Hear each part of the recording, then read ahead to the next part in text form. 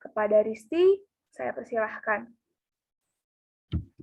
Baik, terima kasih Alma selaku moderator. Teman-teman, di sini saya akan mencoba untuk memaparkan tentang definisi kawasan desain. Jadi, kawasan desain adalah suatu proses untuk menentukan kondisi belajar dengan tujuan untuk menciptakan strategi dan produk. Dengan kata lain, desain pembelajaran itu adalah inti dari teknologi pendidikan yang menciptakan produk tingkat makro dan mikro. Contoh produk untuk tingkat makro seperti program pembelajaran dan kurikulum, sedangkan contoh produk tingkat mikro seperti pembelajaran dan modul. Selanjutnya, kita akan membahas tentang asal-usul kawasan desain nih teman-teman. Jadi, kawasan desain mempunyai asal-usul dari gerakan psikologi pembelajaran. Beberapa faktor pemicunya adalah yang pertama, satu, ada artikel dari tahun 1954 dari B.F. Skinner yang berjudul The Science of Learning and the Art of Teaching, disertai teorinya tentang pembelajaran berprogram. Yang kedua, ada buku dari tahun 1969 dari Herbert Simon yang berjudul The Science of Artificial yang membahas karakteristik umum dari pengetahuan perspektif tentang desain. Dan yang ketiga, pendidikan pusat-pusat desain, bahan pembelajaran dan terprogram seperti Learning Research and Development Center di Universitas Pittsburgh pada tahun 1960-an dan 1970-an. Robert Glasser, direktur dari pusat tersebut, menulis dan berbicara tentang desain pembelajaran sebagai inti dari teknologi pendidikan. Banyak landasan psikologi pembelajaran dari kawasan desain berkembang dari asosiasi dengan Pittsburgh ini. Hal ini bukan hanya karena Pittsburgh merupakan tempat tinggal Simon, Glasser, dan pusat pengembangannya, tetapi juga karena makalah Skinner yang berpengaruh besar dalam proses presentasi pertama kali yang dilakukan di Pittsburgh sebelum kemudian dipublikasikan pada tahun tersebut. Pendekatan sistem yang dilakukan oleh Skinner dan Simon, serta pendirian pusat desain bahan pembelajaran dan terprogram di Universitas Pittsburgh telah memicu timbulnya gerakan desain sistem pembelajaran seperti yang dicontohkan dalam penggunaan proses pengembangan pembelajaran di perguruan tinggi pada tahun 1970-an. Mungkin cukup sekian definisi dan asal-usul teknologi pembelajaran. Terima kasih, saya kembalikan lagi kepada moderator. Terima kasih kepada Risti atas penjelasannya mengenai definisi dan asal-usul kawasan desain. Nah, gimana nih teman-teman? Untuk penjelasan dari Risti tadi udah ada sedikit pencerahan kan ya?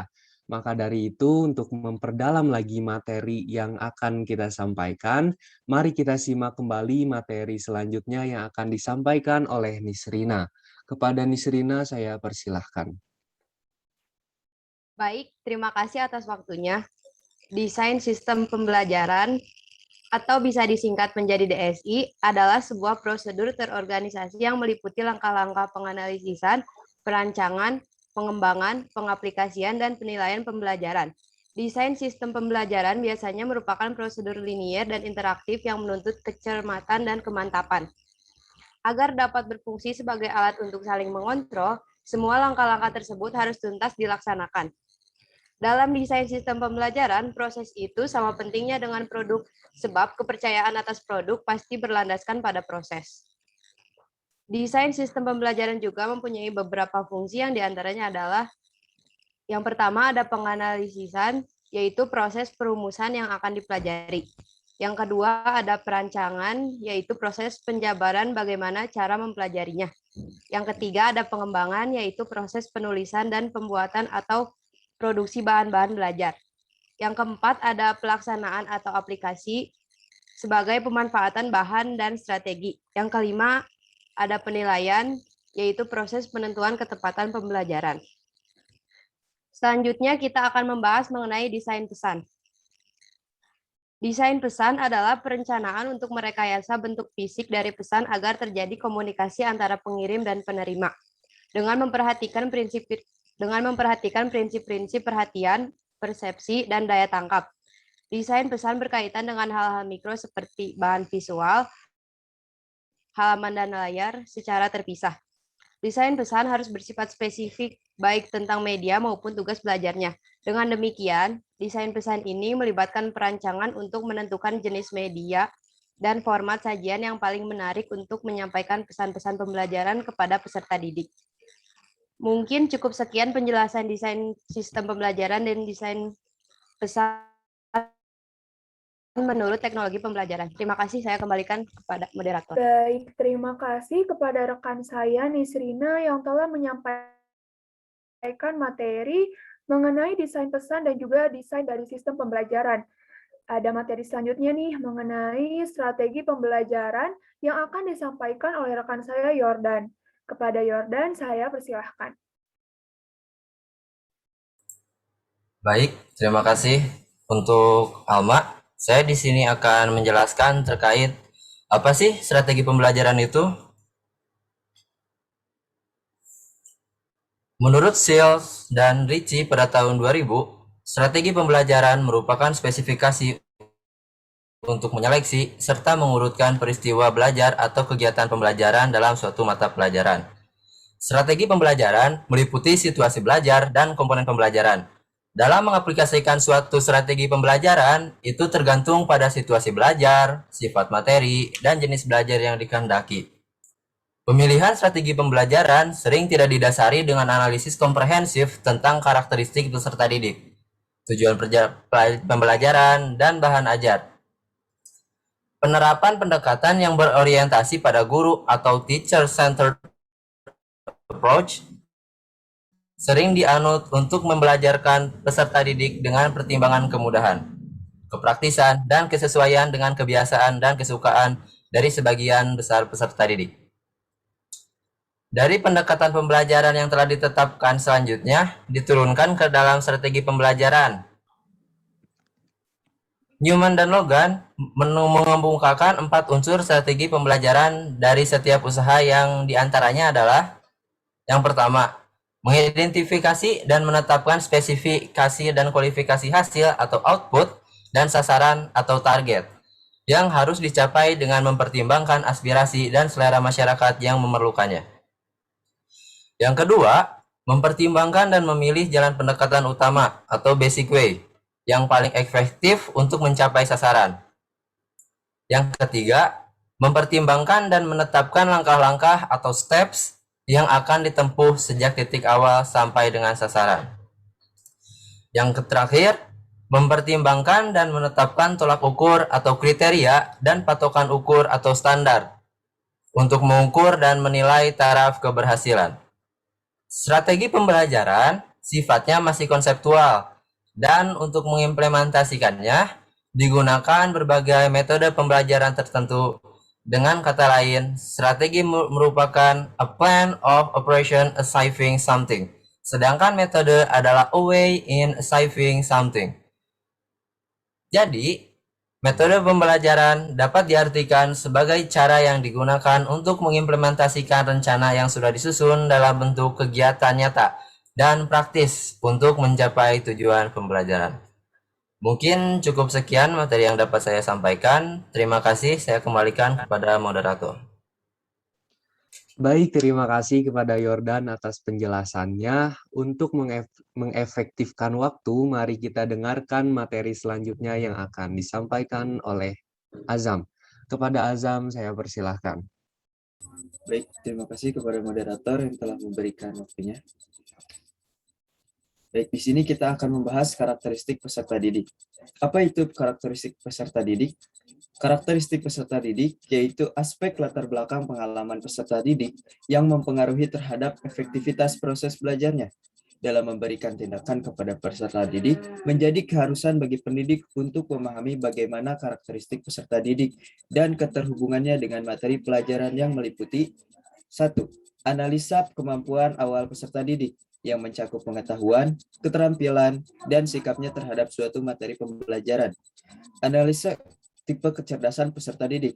Menurut Howard Gardner tahun 1983, manusia masing-masing memiliki 8 tipe kecerdasan, namun dengan tingkat yang berbeda-beda, meliputi verbal linguistik, matematis logis, ruang visual, intrapersonal, interpersonal, musikal, kinestetik badani, dan lingkungan. Selain itu, terdapat pula kecerdasan spiritual dan eksistensial. Lalu yang terakhir, analisa karakteristik peserta didik. Sebagai referensi, pendidik perlu memahami disiplin ilmu psikologi pendidikan dan perkembangan peserta didik, khususnya sub kajian karakteristik peserta didik yang meliputi karakteristik fisik, moral, intelektual, sosial, emosional, dan spiritual sesuai dengan jenjang fase usia. Dengan memahami keunikan dari masing-masing karakteristik peserta didik, diharapkan pendidik dapat memberikan tindakan belajar yang tepat dan dapat merancang kegiatan pembelajaran yang mengakomodir seluruh gaya belajar dari tiap individu. Selanjutnya,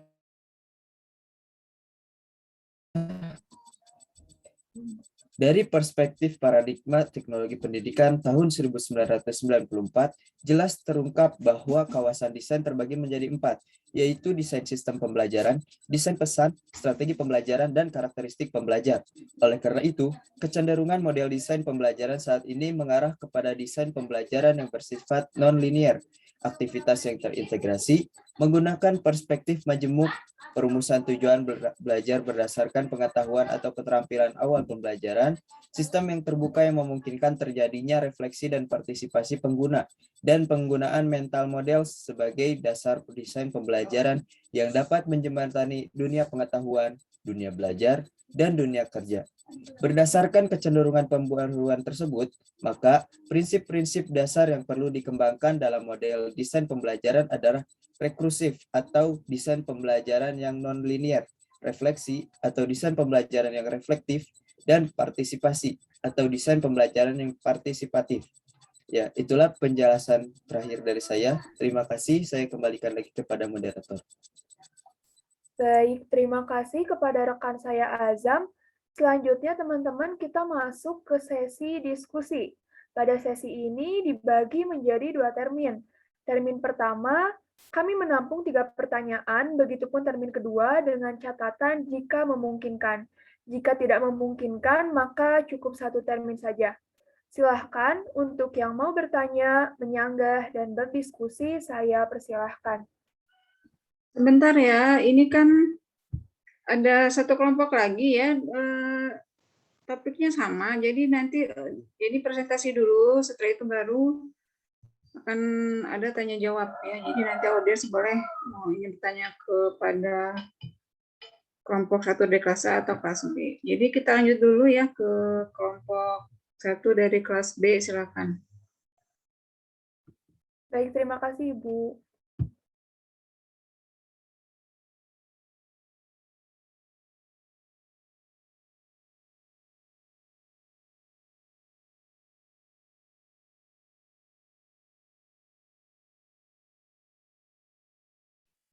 Teman-teman, izin share screen ya.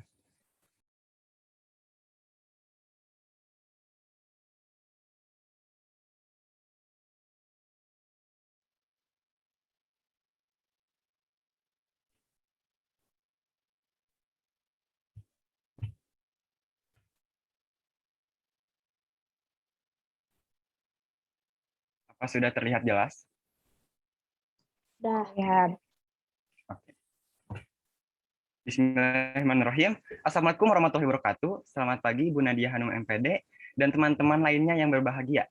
Pada kali ini kelompok 1 dari kelas B dengan materi yang akan kami bahas yaitu kawasan desain. Nah, sebelumnya perkenalkan, nama saya Jif Syafiq Akbar yang akan bertugas sebagai moderator pada hari ini dan saya akan membimbing jalannya diskusi kali ini. Izinkan saya memperkenalkan rekan-rekan saya. Yang pertama ada Nabila Putri Ananda, Esa Rahman, Agnia Faza Afia, Tegar Tessa Wijay, Jif Syafiq Akbar, dan Syafia Hasim. Untuk mengawali presentasi kali ini tentang kawasan teknologi pendidikan 1994 yang terbagi menjadi 5 kawasan, yaitu kawasan desain, pengembangan, pemanfaatan, manajemen, dan evaluasi. Namun pada kali ini kami akan membahas mengenai kawasan desain. Untuk mempersingkat waktu akan dijelaskan oleh rekan saya. Waktu dan tempat kami persilahkan.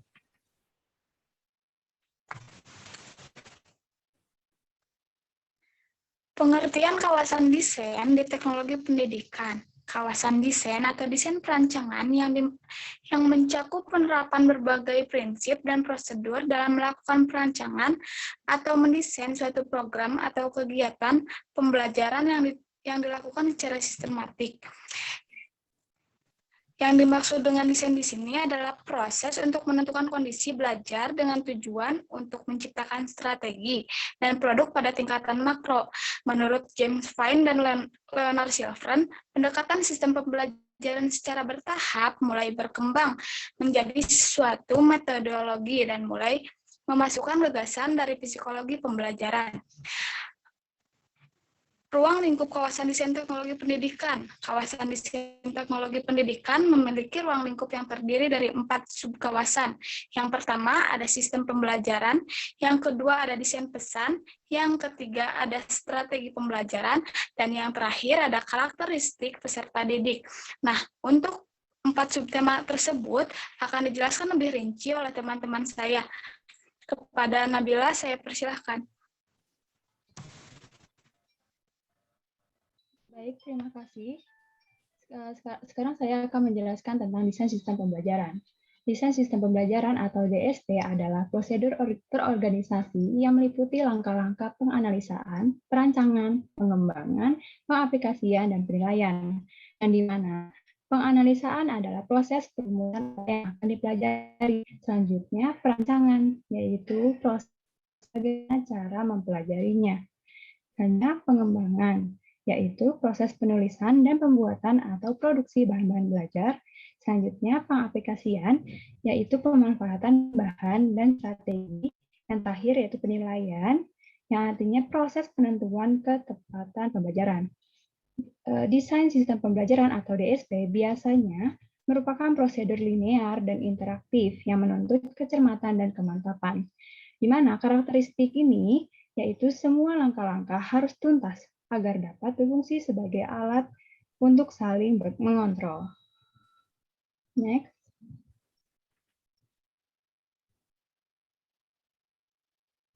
Di dalam desain pembelajaran terdapat model-model. Yang pertama, model berorientasi produk, contohnya model Hanafin and Peck.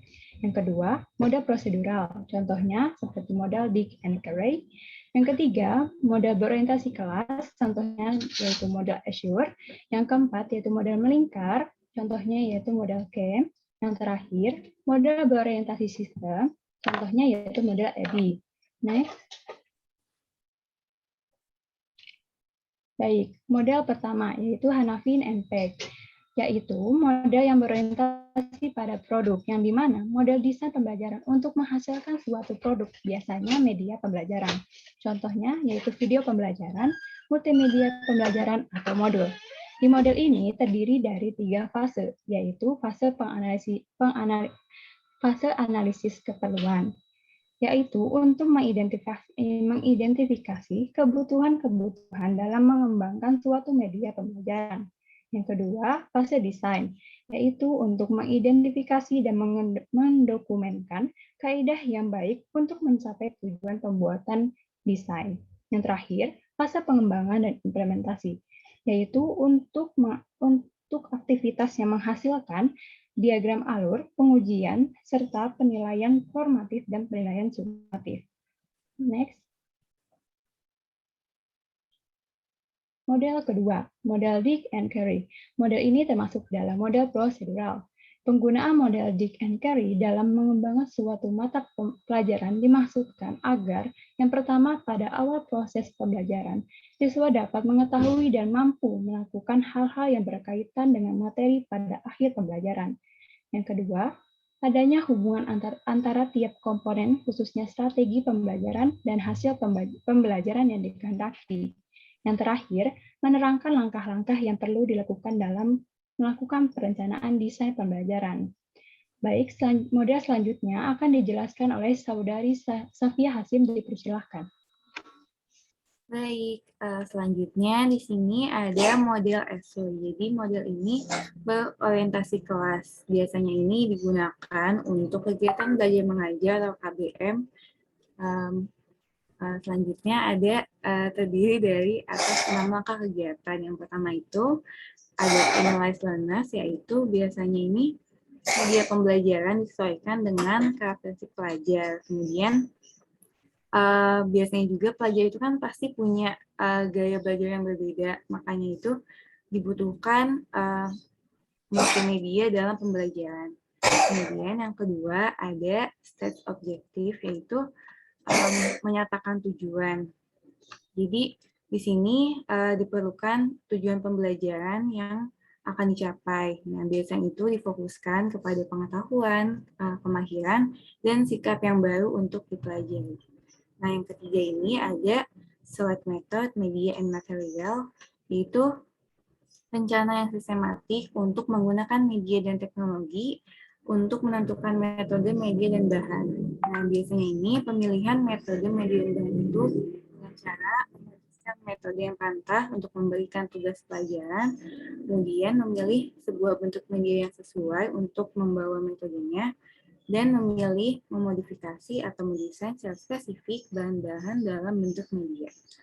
Nah, terus ada juga utilize media and materials, yaitu pastinya tuh diperlukan media dan bahannya. Jadi media itu sebagai alat perangsang bagi peserta didik dalam proses pembelajaran agar peserta didik memperoleh pengetahuan sesuai tujuan pendidikan.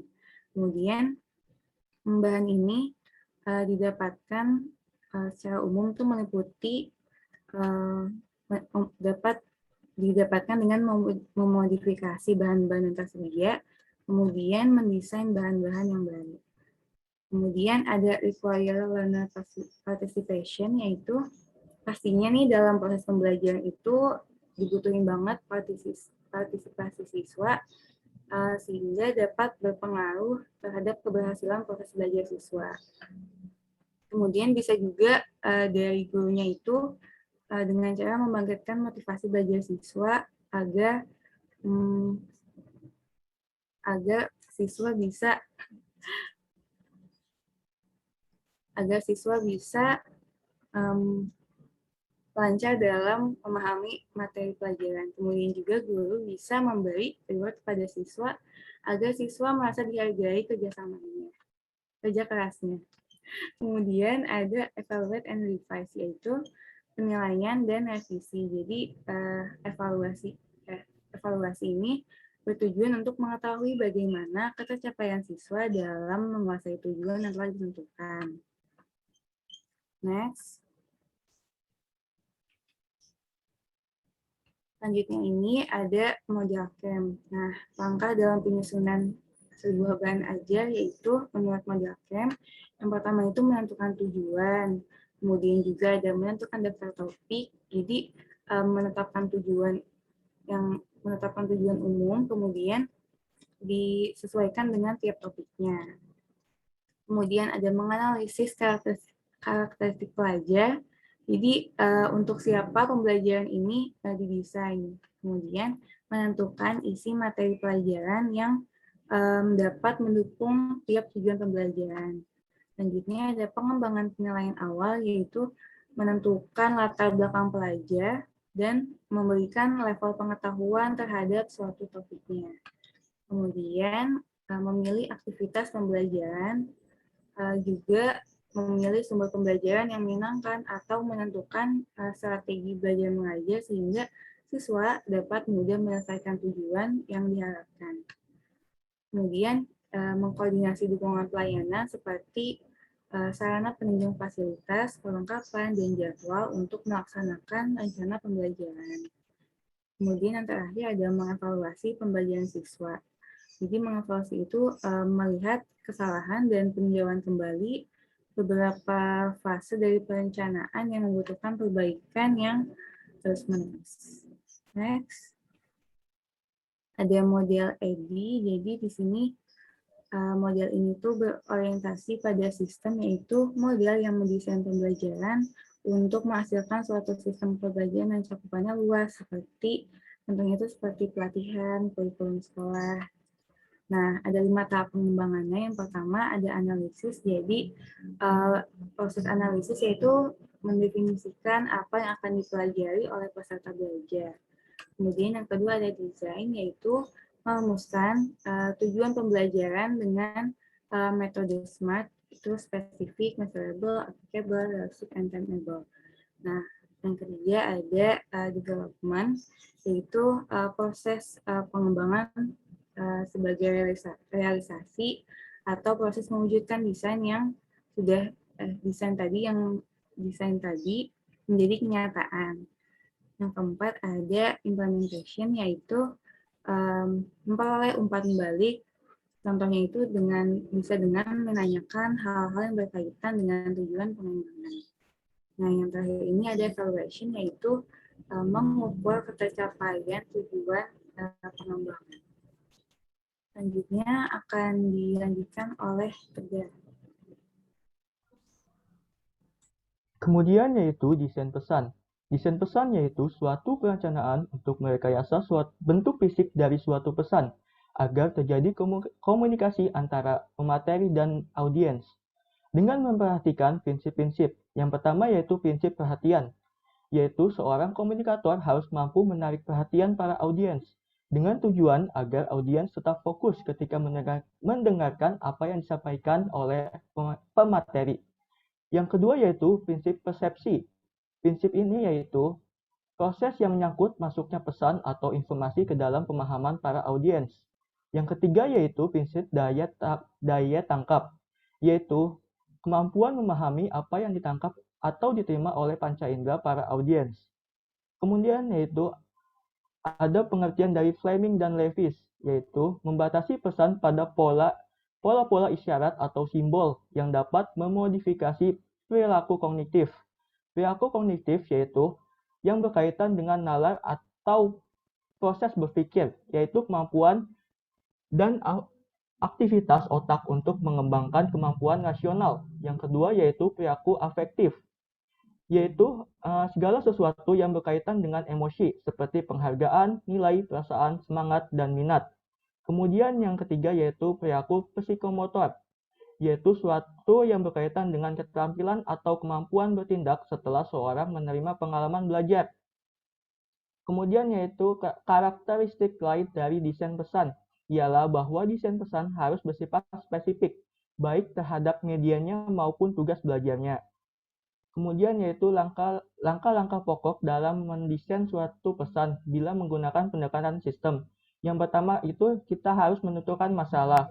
Yang kedua, kemudian yang kedua mengembangkan alternatif pemecahan masalah. Dan yang ketiga yaitu menilai pelaksanaan alternatif yang dipilih untuk direvisi. Kemudian akan disampaikan oleh Syafiq. Oke, terima kasih Tegar. Jadi selanjutnya adalah materi tentang strategi pembelajaran. Nah, strategi pembelajaran adalah usaha menggunakan strategi sistematis yang dilakukan secara efektif untuk mendapatkan suatu prestasi dan keberhasilan dalam kegiatan pembelajaran. Nah, rancangan sekaligus metode dalam mencapai tujuannya selanjutnya adalah suatu rencana yang di dalamnya terdapat rangkaian kegiatan yang dirancang secara khusus. Nah, untuk contoh jenis strategi pembelajaran, yang pertama adalah metode ceramah, yaitu penuturan materi dalam bahan ajar secara lisan yang dilakukan oleh guru. Selanjutnya ada metode demonstrasi, merupakan jenis metode yang menyajikan materi pelajaran kepada siswa dicampur dengan penjelasan. Nah, yang ketiga adalah metode diskusi. Metode ini merupakan jenis metode yang menghadapkan siswa pada suatu masalah untuk menemukan solusi yang tepat. Untuk yang terakhir adalah metode simulasi, merupakan metode yang menghadirkan situasi tiruan yang dimaksudkan agar setiap siswa memahami konsep dan juga materi yang disampaikan. Untuk materi selanjutnya akan dijelaskan oleh rekan saya. Baik, terima kasih. Selanjutnya mengenai karakteristik peserta didik. Karakteristik peserta didik ialah mengenai aspek latar belakang atau pengalaman peserta didik yang mempengaruhi terhadap efektivitas proses belajarnya.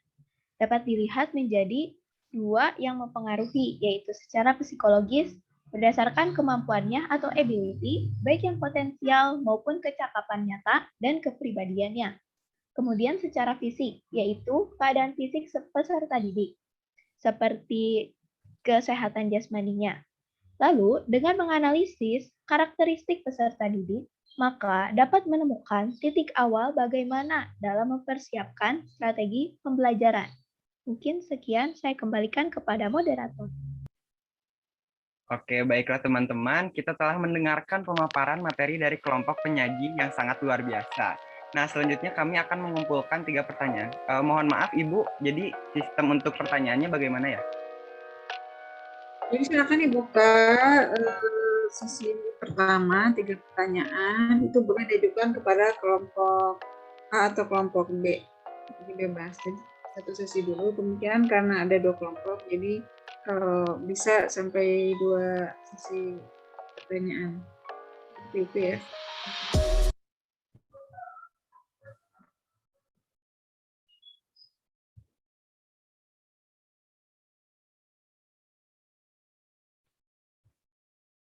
Ya, silakan ditunjuk saja oleh siapa yang akan menunjuk, mau moderatornya atau saya nih?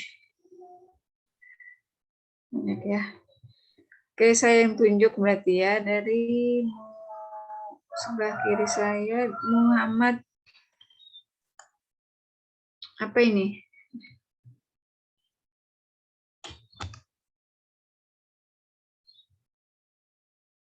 NIM yang 6925 itu siapa?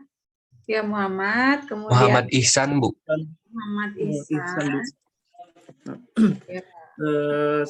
Sebentar, saya pilih dulu 3 orang ya, Muhammad Ihsan. Yang kedua Salma Ambar, yang ketiga banyak ya. Niken. Ya, 3 itu dulu ya, silakan. Izin bertanya. Jika karakteristik siswa dalam dalam kelas itu bobrok atau buruk, ditambah dengan dengan guru karakteristiknya juga buruk. Nah, apa yang akan terjadi pada pembelajaran tersebut? Nah, dan juga bagaimana cara mengatasinya? Apakah harus mengatasi karakteristik siswa yang bobrok dulu atau mengatasi karakteristik guru yang buruk terlebih dahulu?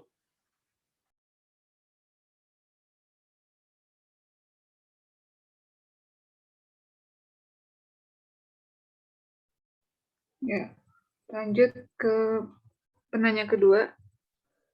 Baik, terima kasih. Izin bertanya, adakah kelemahan atau kerugian gitu dari desain pembelajaran ini? Bila ada, bagaimana solusinya? Terima kasih.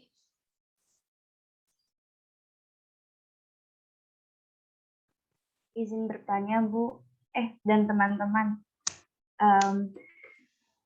Kan model desain pembelajaran itu ada banyak. Ada model berorientasi pada produk, itu model Hanafin and Peck, dan misalnya kayak model Dig and Carry, Assure, Cam, sama Adi kan. Nah, pertanyaan saya, di Indonesia itu pakai model desain pembelajaran yang mana gitu? Apakah di Indonesia tuh pakai model desain pembelajaran yang multi model gitu, ataukah ada salah satu model yang Indonesia pakai? Terus kalau misalkan menggunakan kalau menurut teman-teman, model apa yang paling bagus untuk kurikulum dan pendidikan di Indonesia? Terima kasih.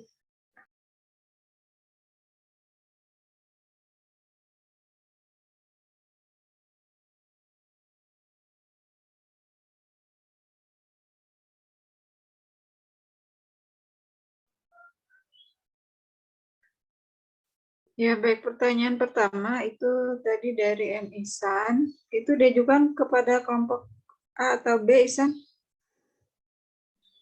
Boleh dua-duanya sih, soalnya kan dua-duanya juga punya karakteristik. Ya, berarti akan ditanggapi oleh kelompok A dan B. Kemudian pertanyaan kedua. Kalau saya kelompok B, Bu, kelas B. Diajukan kepada kelas B ya.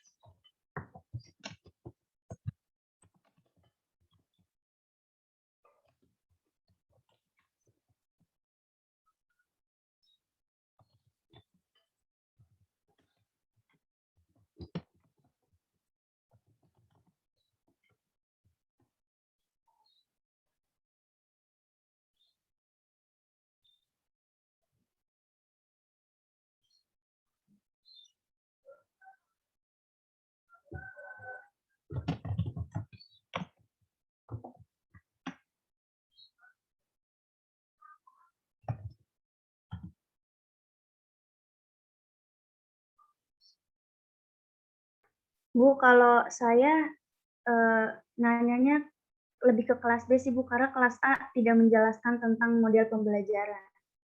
Terima kasih. Oh iya betul ya, tadi mengenai model-model desain sistem pembelajaran itu dijelaskan oleh kelompok B. Jadi pertanyaan dari Niken itu ditujukan untuk kelompok B. Ya.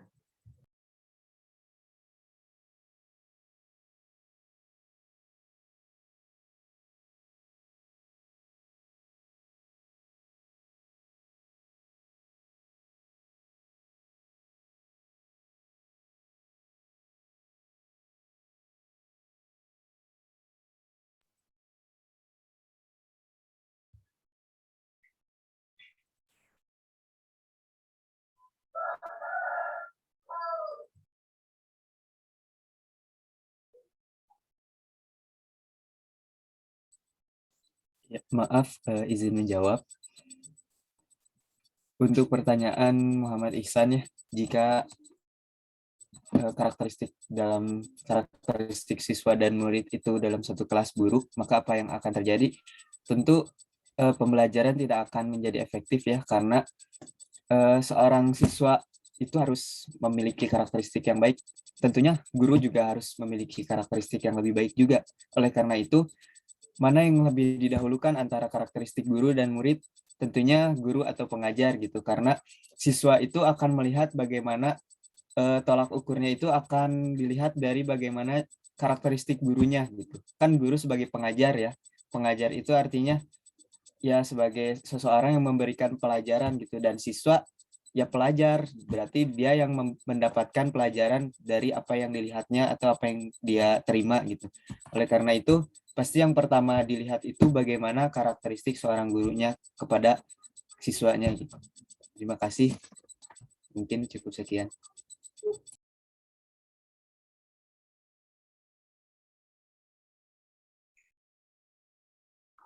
Ini dari kelompok tadi dari kelompok A atau B? Kelompok A tadi Ibu. Ya, silakan kelompok B menanggapi. Baik, sekarang saya izin menambahkan juga menjawab pertanyaan yang Ihsan. Seperti yang sudah Sidki tadi bilang, saya izin menambahkan saja. Jadi memang untuk memperbaikinya mungkin harus dari guru terlebih dahulu. Nah, kalau dari secara internalnya mungkin memang harus disadarkan dalam setiap individunya, baik guru maupun peserta didik, untuk tidak bobrok gitu ya. Kalau dari eksternalnya mungkin dari peraturan dari sekolahnya atau adanya pelatihan terhadap guru seperti itu. Mungkin sekian Ihsan. Terima kasih. Terima kasih atas jawabannya. Dari audiens barangkali ada yang ingin menanggapi atau menambahkan, silakan.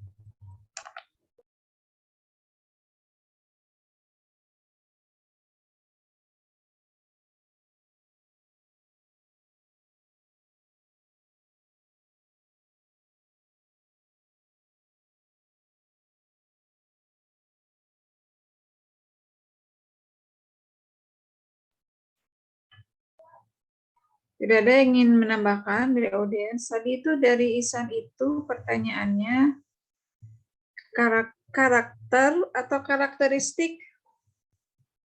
Ihsan? Karakteristik. Karakteristik. Kalau karakter ya, karena karakter dengan karakteristik itu berbeda ya. Kalau karakteristik itu kan ciri-ciri ya. Kalau karakter itu bisa juga artinya watak atau perilaku ya. Jadi ini kalau yang dimaksud dengan karakter tentu ya baik guru maupun siswa dua-duanya harus memiliki karakter yang baik, terutama gurunya tentu saja harus memiliki karakter yang baik. Karakter yang baik itu kan merupakan salah satu dari kompetensi guru ya. Ada yang namanya kompetensi pribadi ya. Jadi memiliki pribadi yang baik yang bisa menjadi contoh bagi murid-muridnya, itu adalah suatu keharusan gitu ya. Nah, tapi kalau berbicara tentang karakteristik ya, karakteristik seorang guru, mungkin kalau karakteristik seorang guru ini lebih kepada kompetensi profesionalnya ya. Jadi kompetensinya sebagai seorang guru, kompetensi guru tersebut dalam mengajar itu memang ada yang harus terpenuhi ya. Tadi ya ada kompetensi, 4 kompetensi guru itu kan ada kompetensi pedagogik ya, kompetensi profesional, kompetensi pribadi, dan kompetensi sosial. Nah itu kalau kita berbicara tentang karakteristik guru, maka seorang guru yang baik itu harus memiliki 4 kompetensi tersebut. Sedangkan kalau kita berbicara karakteristik siswa, nah karakteristik siswa ini bisa dilihat dari berbagai aspek ya. Pertama memang bisa dilihat dari latar belakang ekonominya ya, atau latar belakang sosial atau latar belakang keluarganya, itu pasti akan mempengaruhi kualitas dari siswa tersebut ya. Kemudian karakteristik siswa itu tadi sudah ya, nanti akan saya jelaskan lebih jauh ya. Jadi banyak gaya belajarnya juga bisa ya, kecepatan belajarnya, latar belakang pengetahuannya tentang suatu bidang, itu juga bagian dari karakteristik siswa ya. Jadi karakter siswa itu tidak bisa kita kategorikan sebagai baik atau buruk ya, karena kalau gaya belajar pasti masing-masing siswa itu memiliki gaya belajar masing-masing ya. Kemudian latar belakang ekonomi itu kan tidak bisa disalahkan atau dibilang buruk atau baik gitu ya. Jadi kalau karakteristik, nah itu memang sesuatu yang harus difasilitasi, ya harus disikapi oleh guru sebagai ujung tombak dari proses pembelajaran. Jadi misalnya kalau ada siswa yang belajarnya lambat gitu, nah itu harus disikapi jangan sampai siswa tersebut tertinggal ya. Jadi itu tidak bisa kita mengatakan siswa yang lambat belajarnya itu adalah karakteristik yang buruk, tidak. Tapi kalau karakter ada ya, karakter siswa yang buruk itu misalnya tidak memperhatikan ketika guru menjelaskan, mengganggu temannya yang sedang memperhatikan. Nah itu baru karakter siswa yang buruk. Jadi karakter dengan karakteristik itu beda ya. Silakan dilanjut ke pertanyaan kedua.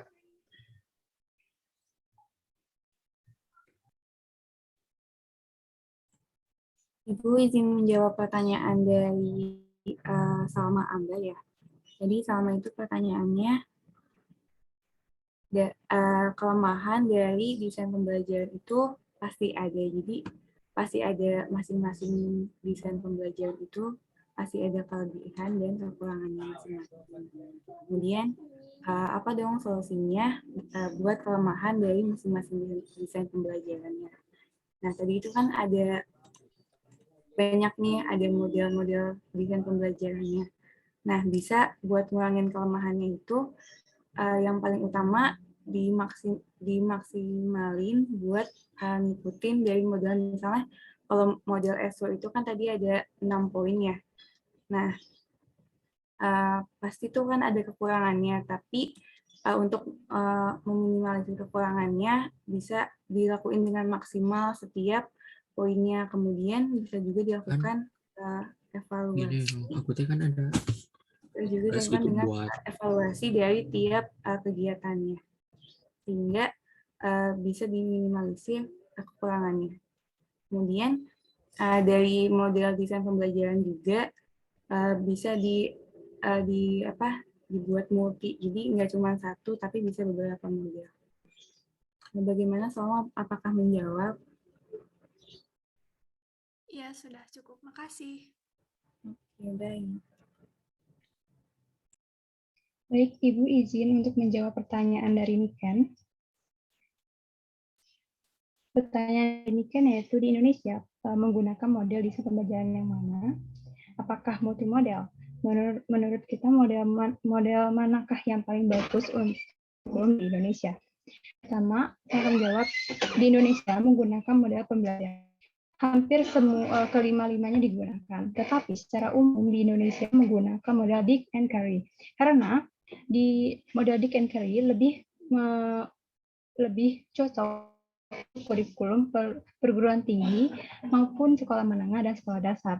Pada khususnya di dalam mata pembelajaran tertentu, di mana tujuan pembelajaran pada kurikulum itu dapat melahirkan suatu rancangan yang membangun. Apakah terjawab, Niken? Terjawab. Terima kasih. Baik, terima kasih, Niken.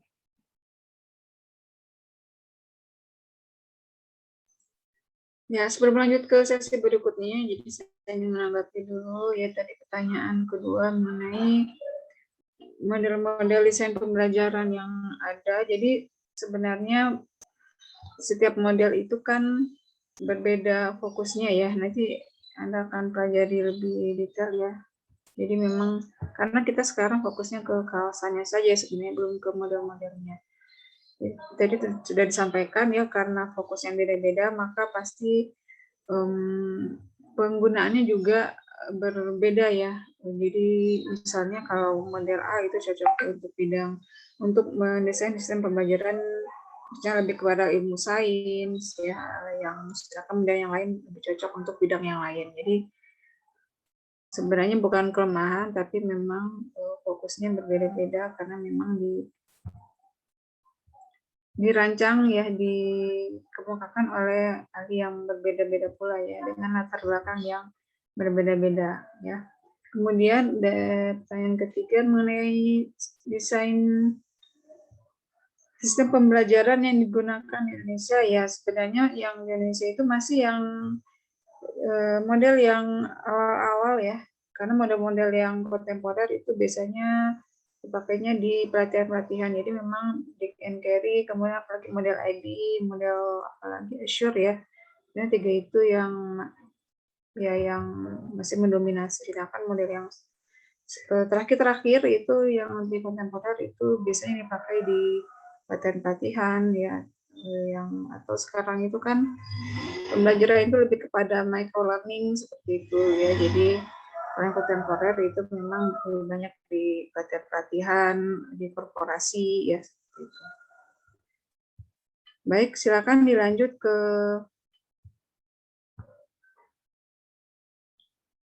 sesi kedua. Tadi masih ada yang ingin bertanya ya. Oh, siapa tadi yang sudah tunjuk tangan? Langsung saja ya, ada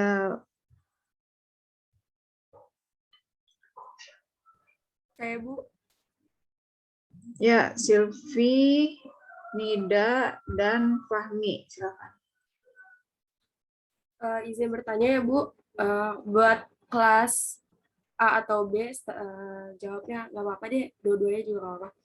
Kan sekarang nih guru menjadi kreatif ya, dengan mendesain pembelajaran, tetapi tuh nggak sampai tujuan gitu. Kayak misalnya guru kan sering kayak bikin PPT dengan menarik, tapi tuh materi itu nggak sampai ke anak muridnya. Itu gimana solusinya ya? Terima kasih.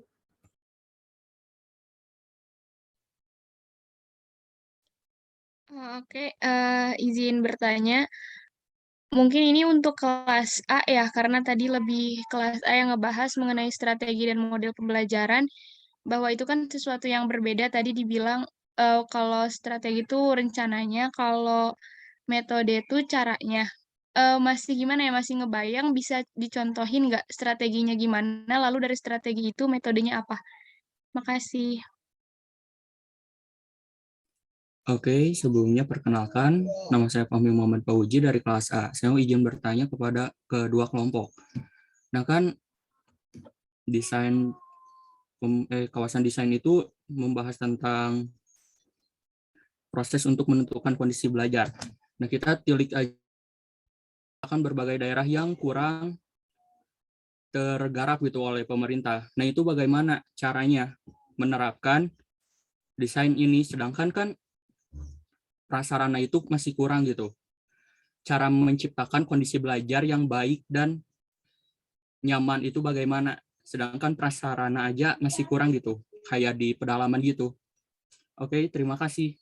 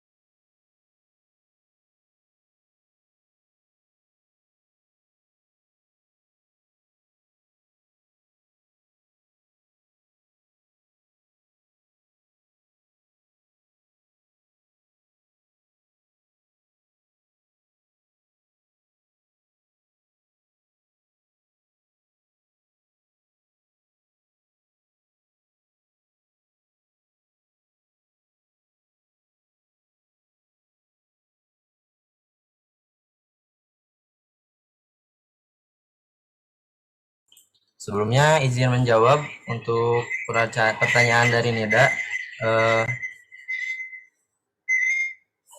Sebelumnya izin menjawab pertanyaan dari Nida yang berkaitan dengan contoh-contoh atau contoh strategi dan metodenya seperti apa.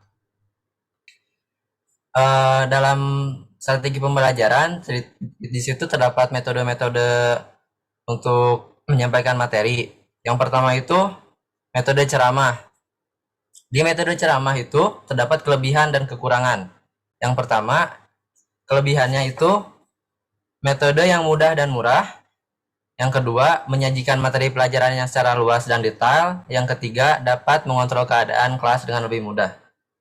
Itu kelebihan dari metode ceramah. Kekurangannya, materi yang diserap siswa hanyalah apa yang diajarkan guru di dalam kelas. Yang kedua, tidak ada peragaan khusus dari setiap materi yang disajikan. Yang ketiga, siswa juga sering merasa bosan jika guru tidak memiliki kemampuan berbahasa yang baik. Yang kedua itu metode demonstrasi. Jadi, metode demonstrasi itu merupakan jenis metode yang menyajikan materi pelajaran kepada siswa dicampur dengan penjelasan. Seperti itu. Yang ketiga, ada metode diskusi. Jadi, metode diskusi itu merupakan jenis metode yang menghadapkan siswa pada suatu masalah untuk menemukan solusi yang tepat. Nah, yang keempat itu ada metode simulasi. Metode simulasi itu merupakan metode yang menghadirkan situasi tiruan yang dimaksudkan agar setiap siswa memahami konsep dan juga materi yang disampaikan. Nah, di dalam strategi pembelajaran itu kan macam-macam. Di dalam strategi pembelajaran itu ada kegiatan belajar seperti mendorong komunikasi kelompok, terus mencari tahu teknik belajar yang tepat seperti permainan belajar, terus kita itu harus sering-sering istirahat gitu kepada peserta didik agar tidak bosan dan capek gitu dan boring. Yang ketiga itu menciptakan suasana yang bebas gangguan. Nah, suasana yang nyaman dalam arti mencakup banyak hal dari kebersihan dasar hingga belajar dalam keheningan mutlak. Jadi apabila kita belajar di lingkungan yang nyaman, maka materi-materi yang disampaikan pun bisa masuk ke dalam pemikiran peserta didik gitu, bisa mengerti peserta didik. Yang terakhir bisa memicu motivasi belajar. Nah, di dalam strategi pembelajaran itu harus ada penghargaan dalam menyelesaikan tugas. Jadi apabila tugas sudah selesai gitu, peserta didik dikasih achievement agar peserta didik itu mendapat motivasi belajar yang lebih, karena apabila dari sifat peserta didik, apabila ada suatu achievement, pasti peserta didik lebih bersemangat seperti itu. Mungkin seperti itu yang bisa saya jelaskan untuk pertanyaan Nida. Bagaimana Nida? Apakah sudah cukup? Cukup, Yordan. Makasih. Ya, sama-sama. Izin menjawab pertanyaan dari Silpi. Yang guru bikin PPT sudah semenarik mungkin, tapi nggak sampai ke muridnya. Solusinya gimana? Ada dua pemicu dalam hal ini. Yang pertama ada dari eksternal atau pendidik, dapat dengan terus berusaha merangsang peserta didik agar tumbuh keinginan untuk belajar. Kalau dari nomor 2-nya ada dari faktor internal, dengan cara peserta didik diharapkan memiliki kesadaran untuk dapat memahami dan enjoy dalam pembelajaran sehingga materi bisa masuk. Seperti itu, Silpi. Bagaimana?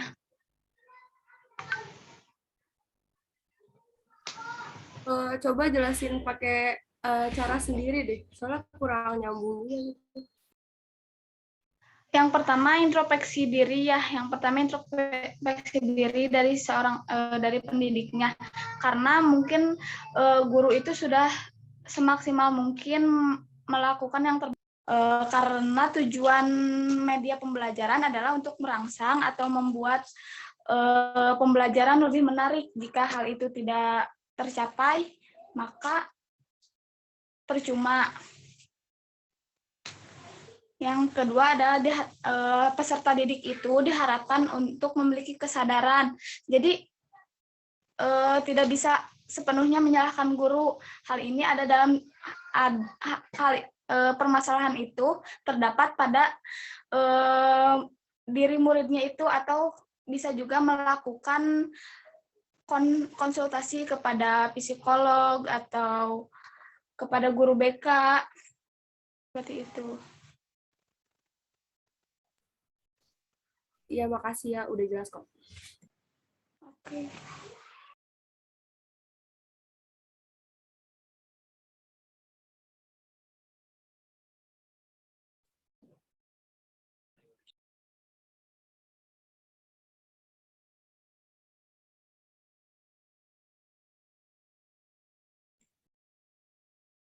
Izin menjawab untuk pertanyaan Silvi. Jadi izin menambahkan sih sebenarnya. Jadi kan kalau misalkan gurunya itu udah bikin PPT dan lain-lain, udah kreatif gitu, tapi muridnya itu masih belum ngerti gitu kan. Nah, kalau tadi nambahinnya itu adalah mungkin dari segi evaluasinya, feedback dari murid ke gurunya itu kan berarti kurang bagus. Artinya lebih baik gurunya itu mengevaluasi lagi strategi pembelajarannya, mengevaluasi lagi media pembelajarannya, biar nanti ke depannya feedback-feedback yang udah terlihat dari penilaian, dari hasil ujian dan lain-lain itu bisa lebih baik lagi gitu. Jadi mungkin media pembelajarannya diperbarui, mungkin PPT aja, tapi ternyata nggak ada gambarnya, mungkin ditambahin gambarnya, videonya, atau nambahin sesuatu yang bentuknya fisik. Kayak misalkan lagi pelajaran peta nggak sih, ada globalnya gitu-gitu. Jadi itu lebih menarik peserta didiknya biar jadi, oh iya aku tuh semangat loh buat belajar ini karena ada medianya yang lebih bagus lagi gitu. Cukup, makasih.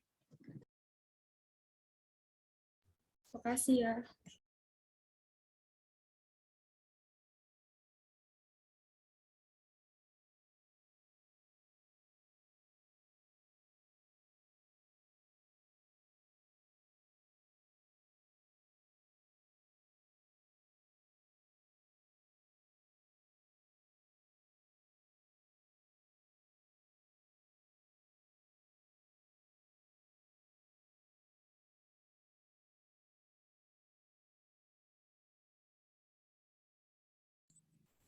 Izin menjawab pertanyaan Fahmi.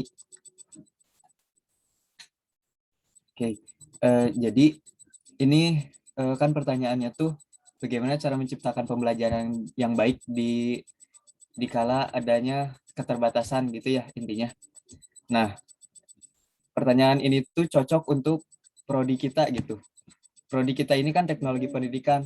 Oleh karena itu, bagaimana caranya kita bisa memaksimalkan dari peran teknologi pendidikan itu, teknologi pendidikan, mengimplementasikan teknologi ke dalam pendidikan gitu. Nah, teknologi itu kan menunjang kemudahan manusia gitu ya.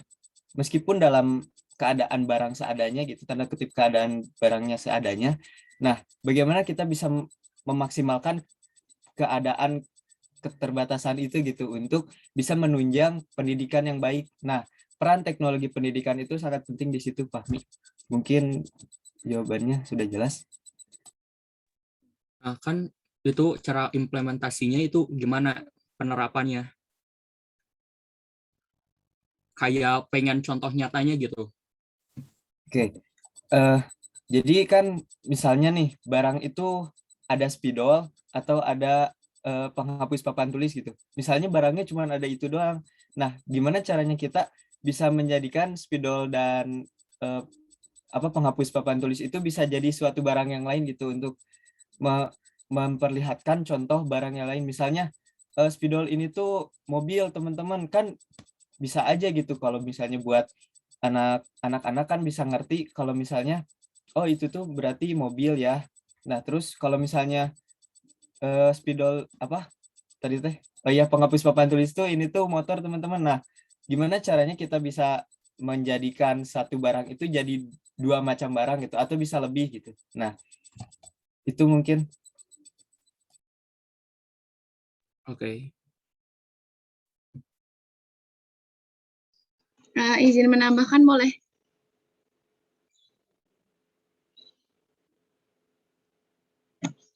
Silakan.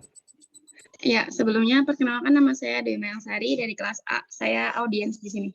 Nah, Untuk pendapat saya pribadi itu pembelajaran tuh nggak mesti melulu tentang internet atau teknologi gitu, karena teknologi pendidikan itu fungsinya untuk memudahkan dalam pembelajaran. Jadi nggak melulu tentang internet dan teknologi gitu loh. Jadi contohnya itu kita bisa menggunakan barang-barang di sekitar untuk sebagai media pembelajaran, nggak harus selalu tentang internet, teknologi, dan sebagainya gitu. Terima kasih.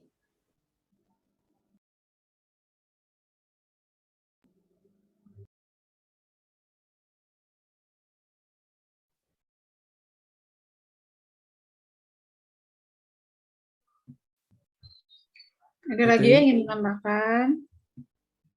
Ya, gimana kami? Sudah jelas, Bu. Alhamdulillah. Makasih aja, makasih Mayang. Ya, saya tanggapin dulu ya ini 3 pertanyaan yang tadi. Yang pertama mengenai penggunaan PPT ya. Nah, PPT ini kan merupakan media ya, sedangkan media itu adalah salah satu bagian dari komponen pembelajaran ya. Jadi ada media, ada metode, ada strategi tadi ya, tadi pertanyaan dari Nida. Jadi media itu bukan merupakan satu-satunya faktor penentu keberhasilan proses pembelajaran ya. Jadi atau bukan satu-satunya faktor penentu keefektifan dari pembelajaran tersebut. Jadi ada metode juga yang harus dipilih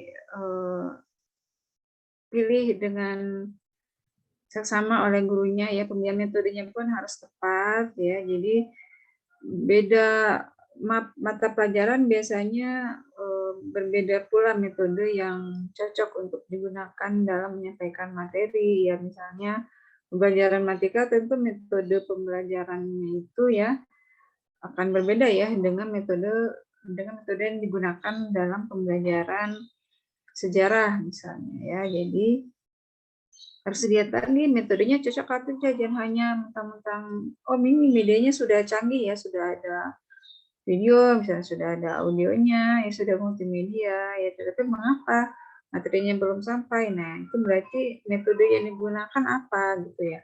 Mungkin metodenya masih metode ceramah ya, jadi hanya gurunya saja yang ngomong, sedangkan siswanya tidak diberi kesempatan untuk bertanya, misalnya tidak diberi kesempatan untuk membagikan pemahamannya atau untuk mengeksplor lebih jauh. Nah, kalau seperti itu kan kalau siswa yang cenderung pasif, maka biasanya pembelajarannya tidak seefektif ketika siswa itu bisa berpartisipasi dengan aktif ya. Nah, kemudian mengenai tadi strategi dan metode. Nah, kalau strategi itu kan rencana ya, rencana pola interaksi antara siswa dengan guru itu seperti apa. Jadi kalau strategi itu ada strategi ekspositori dan ada strategi inquiry ya.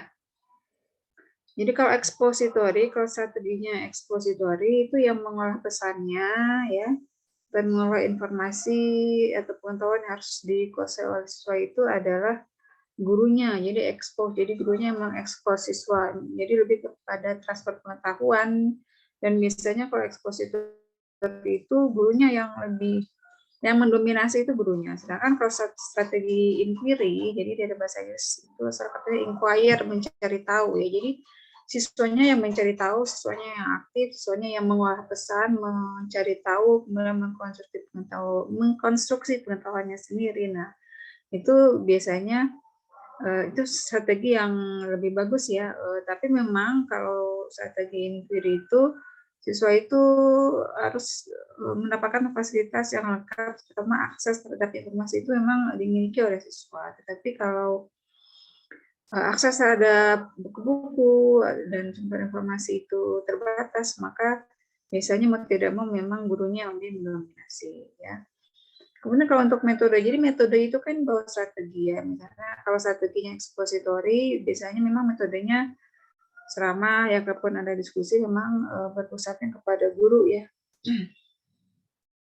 Sedangkan kalau strateginya inquiry, nah biasanya ini metodenya memang pasti metodenya ini mengharuskan siswa untuk aktif apakah misalnya role play atau diskusi kelompok atau apalagi simulasi ya.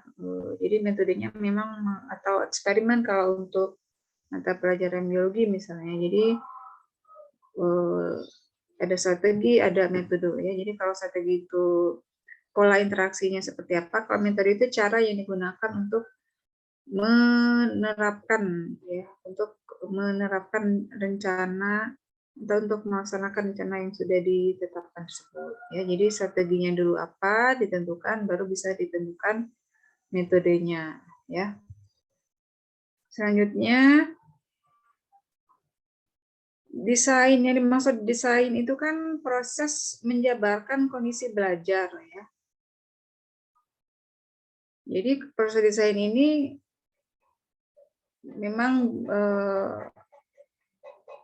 proses langkah awal ya dalam, jadi kawasan desain ini diawali oleh bagaimana menjabarkan kondisi. Jadi ketika ingin sudah desain itu kan ada pengembangan ya. Jadi kita ingin mengembangkan suatu produk atau ya produk baik berupa layanan ataupun media ya misalnya ya. Nah itu kan harus diketahui dulu ya kondisi belajar siswa seperti apa ya, karakteristik siswa seperti apa, strategi yang sudah digunakan seperti apa ya. Jadi sebenarnya tidak ada kaitannya dengan teknologi ya, justru misalnya di Rata Pencil itu justru harus benar-benar desainnya itu harus dirancang sedemikian rupa ya agar bisa dikembangkan media ataupun prosedur pembelajaran yang efektif ya. Jadi di situ kan proses menjabarkan ya, menjabarkan kondisi belajar agar tahap selanjutnya itu bisa dilaksanakan dengan baik ya. Jadi tahap pengembangan itu tidak bisa dilaksanakan dengan baik kalau desainnya tidak akurat ya. Jadi harus dijabarkan dulu, harus jelas dulu ya kondisi belajar desain seperti apa.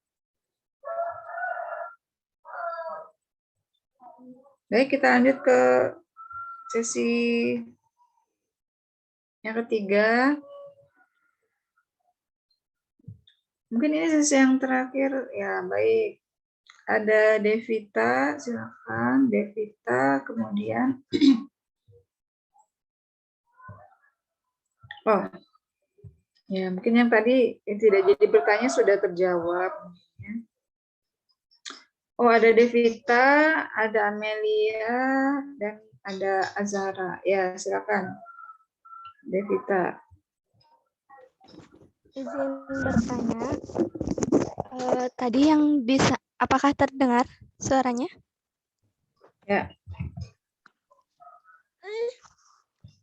Tadi yang disampaikan oleh Tegar di desain pesan, itu kan ada prinsip-prinsip perhatian. Nah, bagaimana cara komunikator agar si audiensnya tuh tetap fokus pada apa yang disampaikan sama si komunikatornya. Misalnya kan sudah membuat PPT yang menarik, tapi si audiensnya tuh tetap nggak fokus gitu. Nah, bagaimana caranya gitu agar si komunikatornya agar si audiensnya tuh tetap fokus gitu.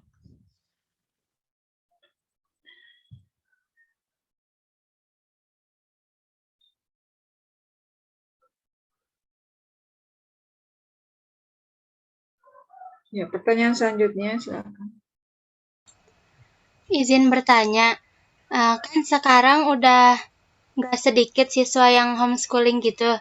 Terus desain seperti apa yang cocok untuk siswa homeschooling gitu, dan apakah akan menghasilkan hasil yang sama dengan yang sekolah formal gitu? Terima kasih.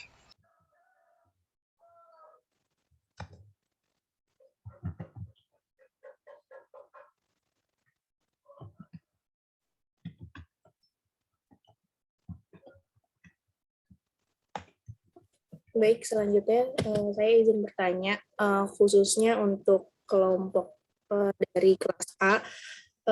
Tadi dibahas unsur strategi pembelajaran, di situ disebutkan harus mempertimbangkan dalam setiap aspeknya. Saya minta tolong untuk disebutkan contoh pada faktanya, pada nyatanya, apa sih yang harus dipertimbangkan dalam unsur strategi pembelajaran itu. Terima kasih.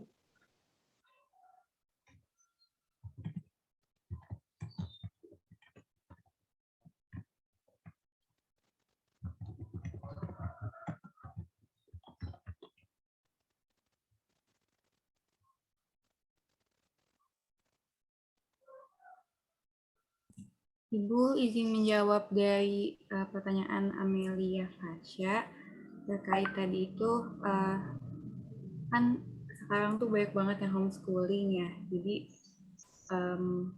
ada yang homeschooling sama yang formal gitu. Nah, jadi kalau homeschooling itu sama formal tuh masing-masing punya tujuan yang beda. Kalau misalnya sama salah satu mungkin tujuan yang sama itu sama-sama ingin melanjutkan ke kuliah, ada juga kan homeschooling yang melanjutkan ke kuliah. Nah, tapi desain yang dipakai itu beda banget. Misalnya tuh kalau homeschooling tuh lebih ke praktek. Nah, kalau Amel punya nggak sih teman yang homeschooling? Kalau aku tuh ada banyak banget dan ternyata itu tuh jelas beda banget. Mereka nggak belajar formal kayak kita, tapi mereka tuh lebih praktek, lebih explore, lebih langsung kemana-mana gitu. Jadi nggak fokus ke akademik ada tapi nggak menjadi utamanya.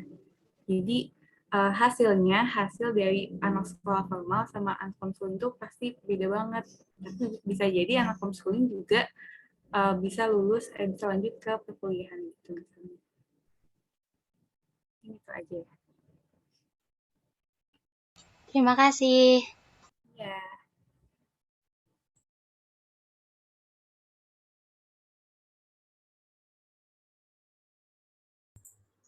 Sebelumnya izin menjawab pertanyaan dari Azahra mengenai contoh implementasi dan bukti nyata pada pertimbangan strategi pembelajaran. Seperti yang telah saya jelaskan tadi, di situ ada poin yang dimana menjelaskan, mempertimbangkan dan memilih jalan pendekatan utama atau basic way yang paling efektif untuk mencapai sasaran. Jadi maksud dari mempertimbangkan dan memilih jalan pendekatan utama itu seperti cara bagaimana kita menyampaikan materi-materi yang akan disampaikan ke peserta didik gitu. Jadi misalkan pendekatan utamanya melalui komunikasi. Jadi mengutamakan komunikasi terhadap peserta didik dan tidak membuat peserta didik tidak berkomunikasi gitu. Seperti itu. Yang kedua mempertimbangkan dan menetapkan langkah-langkah atau steps yang akan ditempuh sejak titik awal sampai dengan sasaran. Jadi sebelum kita menentukan strategi pembelajaran, kita harus mempertimbangkan langkah-langkahnya dulu sebelum untuk mencapai tujuan strategi pembelajaran tersebut. Nah, jadi langkah-langkahnya itu seperti kita untuk misalkan sasaran pembelajarannya itu agar siswa mengerti materi yang akan disampaikan tentang IPA gitu. Nah, langkah-langkahnya itu kita misalkan kita membuat sebuah PowerPoint dan di situ itu masuk ke dalam langkah-langkahnya gitu, langkah-langkah strategi pembelajaran. Jadi yang pertama PowerPoint, yang kedua praktek, yang ketiga ujian misalkan seperti itu. Nah, apabila sudah terpenuhi langkah-langkah tersebut, maka sasaran akan terpenuhi. Yang ketiga, mempertimbangkan dan menetapkan tolak ukur atau kriteria dan patokan ukuran atau standar untuk mengukur dan menilai taraf keberhasilan atau achievement usaha. Nah, untuk yang ketiga, yang terakhir ini, menetapkan tolak ukur atau kriteria dan patokan ukuran.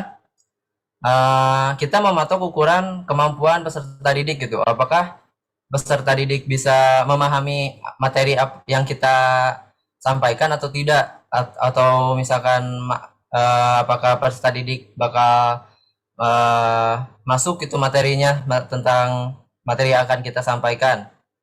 Jadi sebelum kita menetapkan strategi-strategi pembelajaran, kita harus mengetahui gitu cara-cara dan kriteria-kriteria yang cocok untuk menyampaikan materi terhadap peserta didik. Seperti itu. Mungkin bagaimana? Cukup atau kurang jelas untuk Kak Zahra? Cukup, baik, terima kasih Yordan. Ya. Oke, saya izin menjawab pertanyaan dari Devita Maharani. Bagaimana cara komunikator agar audiens fokus pada komunikator? Yaitu dengan cara membuat interaksi antara audiens dan pemateri.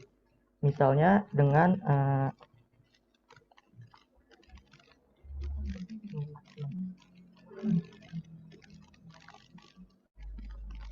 misalnya yang meminta audiens agar menemukan informasi dan ide terkait dengan konten yang saya sampaikan, maka dapat menyuguhkan video dalam presentasi saya. Kemudian yang kedua yaitu dengan menyampaikan sebuah pertanyaan tertentu untuk didiskusikan dan dapat membagi audiens menjadi kelompok kecil untuk membicarakan solusi dari pertanyaan saya tersebut.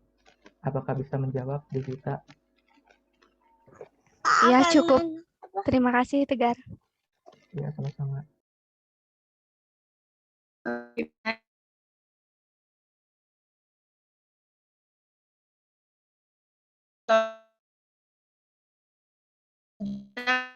Materinya jangan membatasi semuanya itu dibantu. Lebih ke pengalaman kita sendiri aja gitu. Terus kita jelasin gitu. Terima kasih.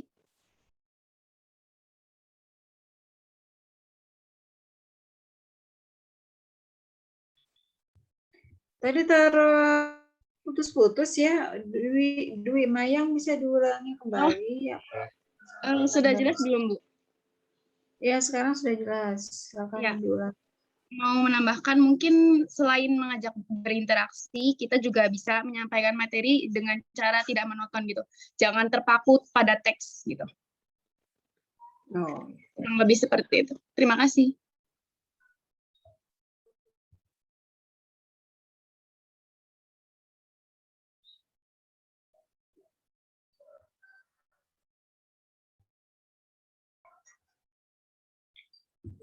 Ya, jadi tadi pertanyaannya bagaimana agar audiens tetap fokus pada komunikator ya. Jadi memang salah satu cara agar tetap fokus itu kan dia dengan penggunaan media yang tepat dan bervariasi ya, agar siswa atau pendengar itu tidak bosan. Jadi kan kita sebagai komunikator dan siswa sebagai pendengar ya. Dan yang disampaikan itu adalah materi. Jadi memang guru itu harus menjadi komunikator yang handal ya, agar apa yang disampaikan itu bisa diterima dengan baik. Dan memang siswa itu harus fokus ya, tadi bisa dengan menggunakan media bervariasi, kemudian metodenya juga bisa divariasikan, dia misalnya menggunakan 2 metode yang berbeda ya. Dan saya juga perhatikan tadi karakteristik ini, kita siswanya mungkin akan lebih termotivasi jika menggunakan media tertentu, atau misalnya jika gurunya menyelipkan ada intermezzo di sana, atau ada game-game yang bersifat yang edukasi gitu ya. Ada gamification in learning ya.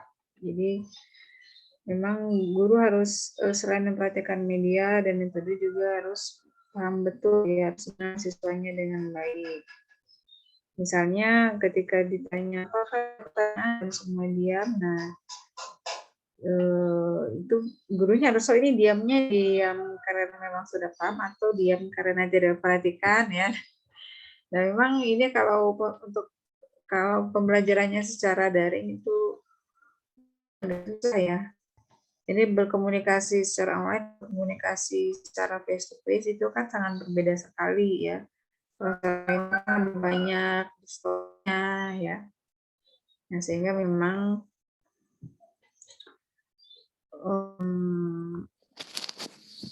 lebih menantang untuk guru ya ketika pembelajaran dilakukan secara online.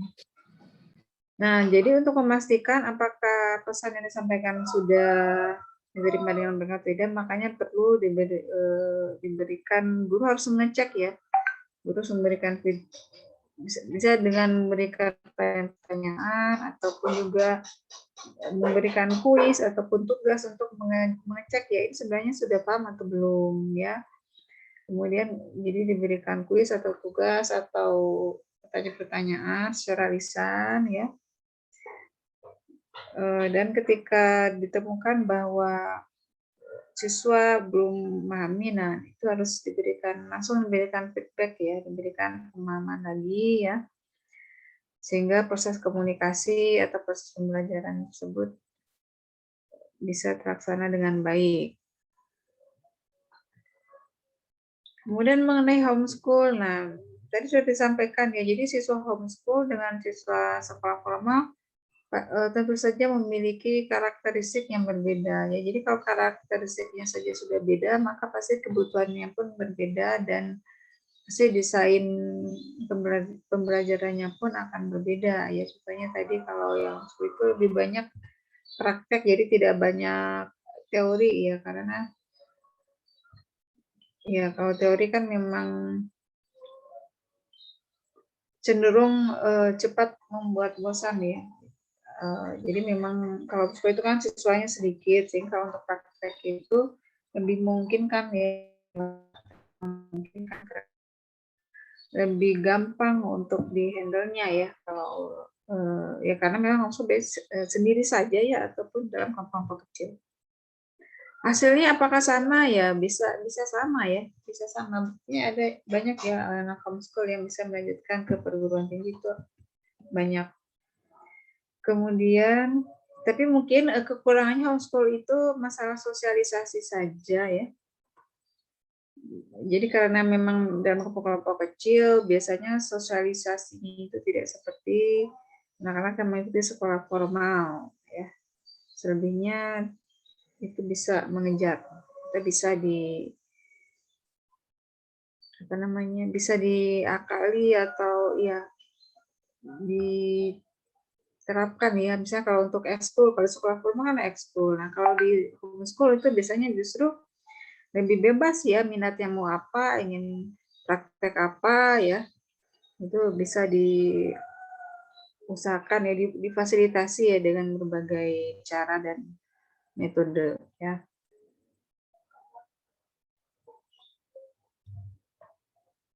Kemudian mengenai strategi pembelajaran. Ya, dalam pemilihan strategi pembelajaran, tadi sudah betul apa yang disampaikan ya, terutama ini yang saya pertimbangkan itu adalah materi yang ingin disampaikan itu apa ya, materi strategi pembelajaran yang ingin dilakukan itu, karakteristik disiplin ilmunya seperti apa ya, karena ya beda disiplin ilmu, beda pelajaran, maka strategi yang digunakan pun harus menyesuaikan ya. Nah, tadi sudah saya sampaikan. Ya, nanti kita akan lihat lebih jauh lagi untuk strateginya. Saya rasa cukup 3 sesi pertanyaan ya. Jadi audiens tidak ada yang ingin menambahkan ini. Tadi dari jawaban-jawaban kelompok, hanya pertanyaan saja ya, tidak ada yang ingin menambahkan.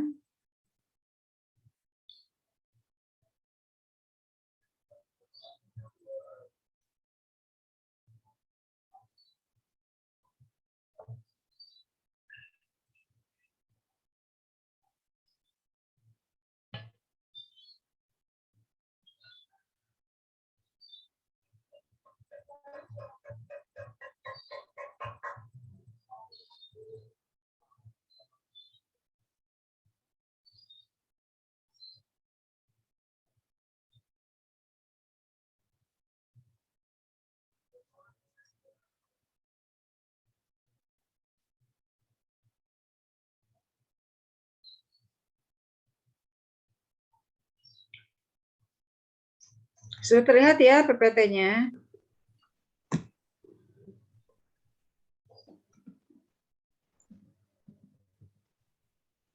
Sudah terlihat PPT-nya? Sudah, Ibu. Terlihat Ibu. Sudah, Ibu. Jadi ini saya menambahkan sedikit saja tadi penjelasan dari kelompok 1, kelompok A dan 1A dan 1B itu sudah bagus sekali ya. Ada tambah juga mengenai dari model-model desain sistem pembelajaran. Jadi menurut ICT tahun rumusan teknologi pendidikan atau instructional technology menurut ICT tahun 94 ya. Jadi instructional technology is the theory and practice ya, teori dan praktek merancang ya, perancangan ya, ini pakai kata benda ya. Ada perancangan, pengembangan, kemudian utilization atau pemanfaatan, pengelolaan dan evaluasi dari proses dan sumber-sumber belajar.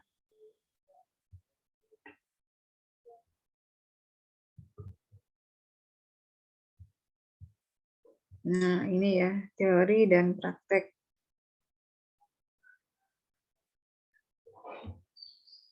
Dari proses and resources ya, processes and resources for learning.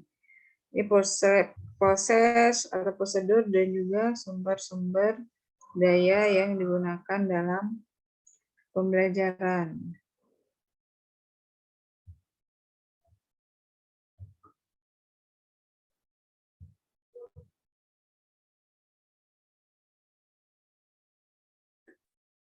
Nah, apa itu yang dimaksud dengan desain ya menurut Shields and Rishi? Desain didefinisikan sebagai proses untuk menjabarkan kondisi belajar ya. Nah, kondisi belajar itu tidak terlepas dari ada desain sistem pembelajaran, desain ya, jadi desain sistemnya ya. Kalau kita berbicara sistem pembelajaran itu pasti ada tujuan, ada metode, strategi media, kemudian ada apa lagi? Ya, ada tujuan dulu, kemudian ada bahan ya. Ada bahan, ada metode, dan ada evaluasi. Kemudian desain pesannya seperti apa, strategi pembelajarannya, kemudian karakteristik peserta didik ya.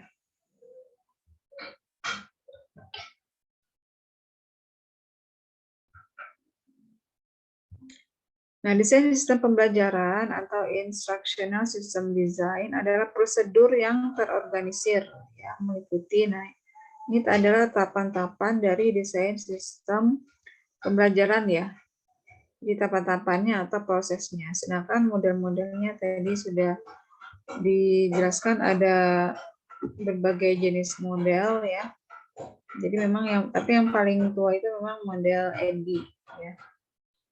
Nah, proses ISD itu sendiri dimulai dari menganalisa ya, atau proses perumusan apa yang akan dipelajari. Jadi ini maksudnya menganalisis kebutuhan ya. Jadi untuk merumuskan apa yang dipelajari atau untuk merumuskan tujuan pembelajaran ini harus berdasarkan kepada analisis kebutuhan ya, apa yang diperlukan oleh siswa, apa yang perlu untuk dipelajari. Jadi ada proses analisis kebutuhan atau need analysis ya di penganalisaan ini. Kemudian proses perancangan atau proses penjabaran bagaimana cara mempelajarinya. Ya, jadi ditentukan ya setelah tahu apa yang akan dipelajari atau perumusan tujuannya, kemudian bagaimana cara siswa mempelajari materi tersebut ya, atau bagaimana cara mencapai tujuan yang sudah dirumuskan. Kemudian pengembangan, proses penulisan dan pembuatan bahan pelajaran ya. Selanjutnya ada pelaksanaan, ini maksudnya penggunaan bahan dan strategi yang sudah dikembangkan sebelumnya dalam konteks yang tepat ya. Ya, ini maksudnya konteks yang tepat ini ya sesuai dengan jadi bahan dan strategi yang digunakan itu memang cocok dengan dengan disiplin ilmu tersebut ya, dengan mata pelajaran yang akan dilaksanakan. Kemudian terakhir itu ada penilaian, yaitu proses penentuan ketepatan atau kelayakan pembelajaran. Ya, jadi penilaian ini penting untuk melihat apakah proses pembelajarannya sudah efektif atau belum, ya, atau pembelajarannya sudah layak atau belum, ya, ketepatan sih maksudnya ketepatan metodenya, strateginya, kemudian bahan-bahannya, ya, sudah akurat atau belum, ya. Jadi desain pembelajaran ini pada dasarnya adalah penentuan tadi ya, penentuan tujuan, kemudian strategi atau metode untuk mencapai tujuan tersebut, kemudian tadi ya proses pembuatan bahan pelajarannya, kemudian menentukan evaluasinya seperti apa.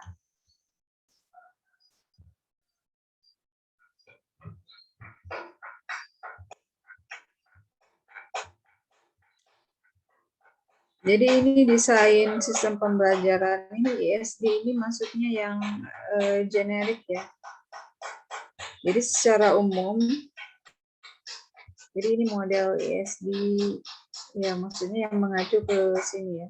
Aduh, basic ya. Instructional System Design. Jadi instructional system design ini yang pertama langkah-langkahnya itu adalah harus mengenal siswanya ya tadi, makanya nanti di bawahnya nanti ada karakteristik siswa ya, jadi menyebarkan karakteristik siswa ya, jadi mengenal siswa, kemudian merumuskan tujuan pembelajarannya, kemudian mengembangkan step 3 ya, mengembangkan lingkungan belajarnya seperti apa ya, ini berkaitan dengan manajemen kelas ya, mengatur lingkungan belajar, jadi agar siswa belajar itu apa yang lingkungannya seperti apa. Jadi lingkungannya harus kondusif, kemudian tentunya ada fasilitas yang memadai ya. Kemudian langkah satunya adalah mengidentifikasi strategi mengajar dan pembelajarannya ya. Jadi di sini berkaitan juga dengan metodenya ya. Selanjutnya adalah mengidentifikasi, langkah yang kelima ya, mengidentifikasi dan menyeleksi medianya. Jadi diseleksi, diidentifikasi dulu strategi metodenya, baru bisa ditentukan medianya. Nah, setelah itu barulah dilaksanakan evaluasi sumatif atau evaluasi akhir ya. Jadi evaluasi itu kan ada formatif, ada sumatif ya. Kalau sumatif itu untuk melihat di akhir ya, untuk melihat penguasaan siswa akan materi yang sudah disampaikan. Ya, jadi mengidentifikasi.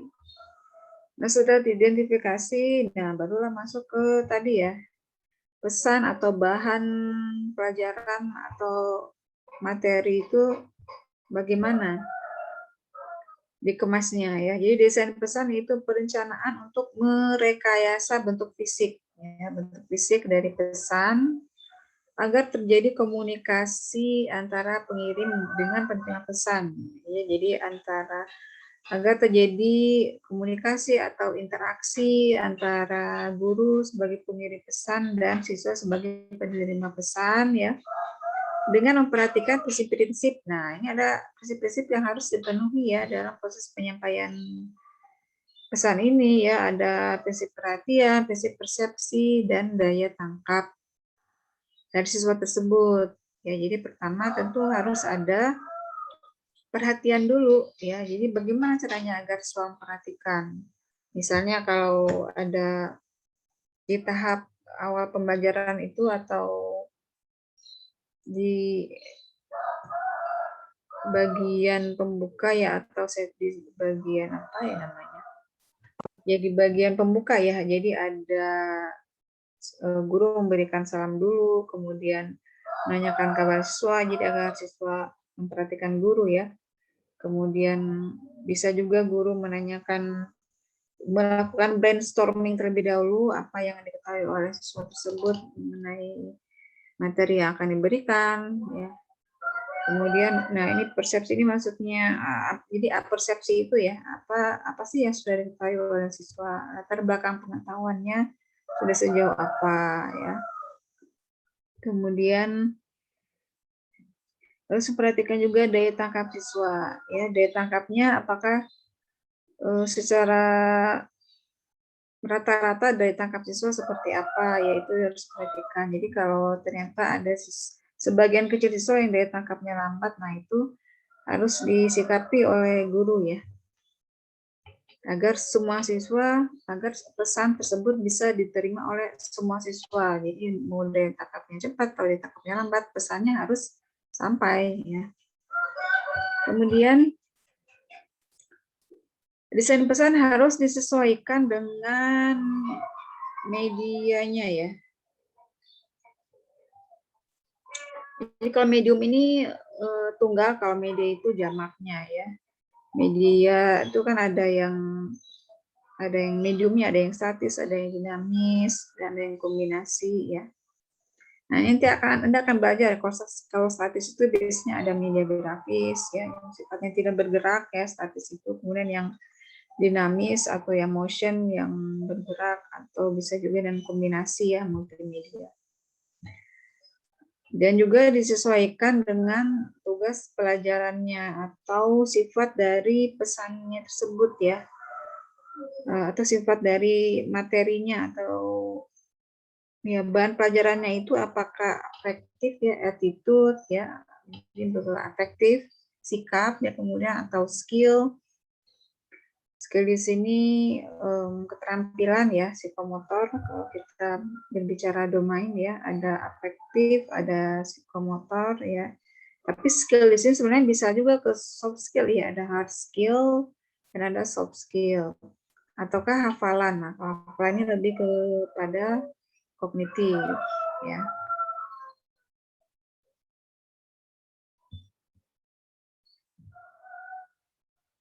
Selanjutnya ada tadi strategi pembelajaran. Strategi pembelajaran adalah spesifikasi untuk menyeleksi serta mengurutkan kegiatan pembelajaran dari suatu materi pelajaran. Jadi pola atau rencana interaksinya seperti apa. Nah, jadi di RPP itu kan biasanya jelas ya, harus jelas urutan kegiatannya. Ada pendahuluan, kemudian ada kegiatan inti ya, yaitu kegiatan pendahuluan, kegiatan inti, dan ada kegiatan penutup. Nah, ya jadi kalau di pendahuluan itu kan tujuannya agar saya itu memperhatikan ya, jadi ada kegiatan pendahuluan terlebih dahulu, kemudian baru kegiatan intinya di mana bahan atau materi itu disampaikan, kemudian kegiatan penutup ini biasanya ada feedback yang diberikan ya, atau guru memberikan penegasan, menyimpulkan ya, kemudian memastikan bahwa siswa itu semuanya paham ya. Jadi materi yang disampaikan ya, materi tersampaikan dengan baik ya, atau terkomunikasikan dengan baik. Kemudian strategi ini berkaitan juga dengan metode ya, tadi ya, kalau strateginya sudah diidentifikasi, sudah ditentukan, barulah ditentukan metodenya. Kemudian alokasi waktunya. Dan juga ini pengelolaan manajemennya ya. Jadi biasanya, nah untuk alokasi waktu memang harus diperhatikan juga. Jadi untuk metode tertentu mungkin memerlukan waktu yang lebih panjang ya. Jadi harus diperhatikan ya, kalau waktunya lebih panjang itu berarti mungkin penutupnya akan lebih singkat, atau mungkin kalau memang metodenya memerlukan waktu yang panjang, jadi pendahuluannya dipersingkat seperti itu ya. Jadi harus diperhatikan waktunya, jadi jangan sampai bahannya belum beres diberikan ya, belum beres dijelaskan oleh guru ya, atau ya belum selesai ya proses pembelajaran, tapi waktunya sudah habis ya. Jadi tidak boleh sampai seperti itu.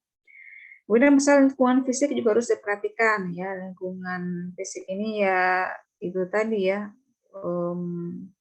fasilitas ya, infrastruktur yang memang dibutuhkan. Misalnya kalau membutuhkan sambungan internet, nah itu berarti harus diperhatikan ya, sambungan internetnya memang bisa diandalkan ya, sambungan internetnya bagus ya. Kalau memang tidak memungkinkan ya berarti harus dicari alternatif yang lain. Kemudian harus diperhatikan juga masalah sosio-emosional ya. Latar belakang sosial, kemudian kalau latar belakang sosial ini biasanya mempengaruhi motivasi siswa ya. Emosional siswa ketika mengikuti pembelajaran pasti juga akan mengaruhi motivasi dan juga atensinya ya, fokusnya, atensinya, perhatiannya itu akan sangat mempengaruhi, sehingga itu harus diperhatikan ya.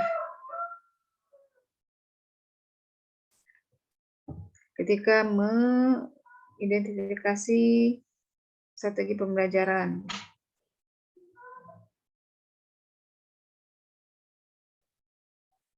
Ya, jadi ketika mengurutkan ya, menyeleksi dan mengurutkan kegiatan pembelajaran, nah itu guru harus memperhatikan keempat hal ini ya, urutan kegiatannya, kemudian metodenya, waktunya, dan aspek-aspek emosional siswa ya, karakteristik siswa, gaya belajarnya ya, sifat-sifat siswa, apakah ini suka ada ya, misalnya siswa ini, misalnya kelas A ini cenderung misalnya ya perhatiannya bagus gitu ya, sedangkan di kelas yang lain atensinya tidak sebagus kelas A. Misalnya di kelas B atensinya tidak sebagus kelas A, bisa saja seperti itu. Jadi kalau atensinya, misalnya attention span-nya jelek, nah itu apa yang harus dilakukan, strateginya seperti apa, atau metode yang cocok harus seperti apa ya. Yang terakhir itu ada karakteristik siswa ya, tadi sempat ditanyakan.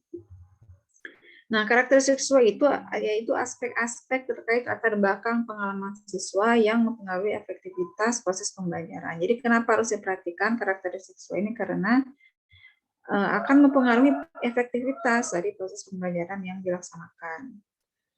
Nah, analisis karakteristik siswa merupakan suatu pendekatan psikologis ya, dalam rangka menggambarkan keadaan siswa. Ya, jadi ada psikologi perkembangannya ya, itu harus diperhatikan. Siswa harus mengetahui, misalnya kalau untuk siswa SMP itu kira-kira perkembangannya seperti apa, karena psikologi perkembangan itu kan mempengaruhi motivasinya, atensinya ya. Kemudian ada juga psikologi belajar ya, itu juga berkaitan dengan karakteristik siswa ya. Itu guru juga harus memahami, atau Anda nanti sebagai seorang pengembang kurikulum ya, teknologi pendidikan harus memahami ya, harus tahu juga, harus bisa menganalisis ya psikologi perkembangan dan juga psikologi belajar. Selanjutnya ada gambaran karakteristik siswa. Nah, ya, jadi gambaran karakteristik siswa ini meliputi ada usia, walaupun usia sebenarnya lebih homogen ya. Biasanya ini kalau di diklat ya, itu biasanya usianya lebih bervariasi. Kemudian jenis kelaminnya ya, kemudian tingkat pendidikan, pengetahuan, pengalaman yang relevan ya, persepsinya terhadap bidang atau mata pelajaran yang diajarkan. Ada pasti untuk mata kuliah tertentu itu pasti persepsinya beda-beda ya. Mungkin ini mata kuliah ini penting, yang ini kurang penting, atau yang ini ada kurang minat ya. Jadi pasti memiliki persepsi masing-masing. Kemudian kebutuhan yang dirasakan ya, pasti walaupun semuanya penting memang diberikan di kurikulum, tapi pasti tingkat kebutuhannya atau minatnya itu pasti berbeda-beda ya. Kemudian gaya belajar itu juga merupakan bagian dari karakteristik siswa ya, tadi sudah saya sampaikan. Gaya belajar itu kan ada visual, ada audio visual ya. Nah, jadi hal inilah ya, tadi 4 hal inilah yang harus dijabarkan ya. Jadi keempat hal ini harus dijabarkan sebelum bisa mengembangkan ya, sebelum melangkah ke tahap pengembangan ya, sebelum mengembangkan sesuatu tadi ya, ada yang berkaitan dengan pengembangan proses, prosedur ataupun produk ya, atau sumber-sumber daya ya. Produk itu kan akan menjadi sumber daya dalam proses pembelajaran. Nah, harus dijabarkan dulu keempat hal ini. Ya, jadi itulah inti dari kawasan desain teknologi pendidikan.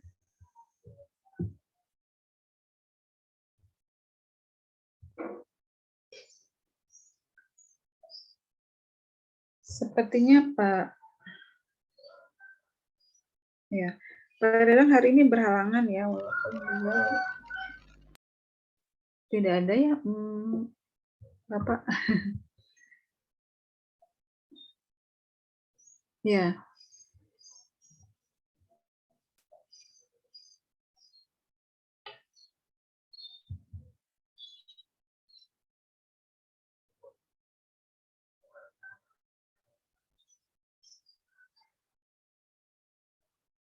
Seperti itu ya untuk kawasan desain teknologi pendidikan.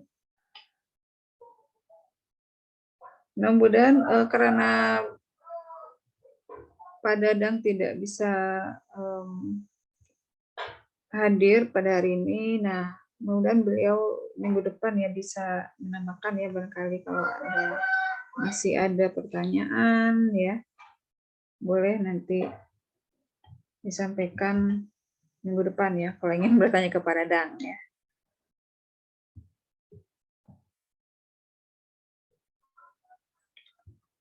Ada ingin menanggapi mungkin dari kelompok penyaji? Atau bisa disimpulkan? Untuk kelompok penyaji, mohon coba disimpulkan. Tadi saya sudah menyimpulkan ya, tapi coba kita tegaskan lagi ya. Saya ingin, karena kalau Anda bisa menyimpulkan, nah itu berarti Anda sudah benar-benar paham. Gitu ya. Kita bisa juga menyimpulkan tadi dari pertanyaan-pertanyaan yang masuk ya, bisa juga menyimpulkan dari sana.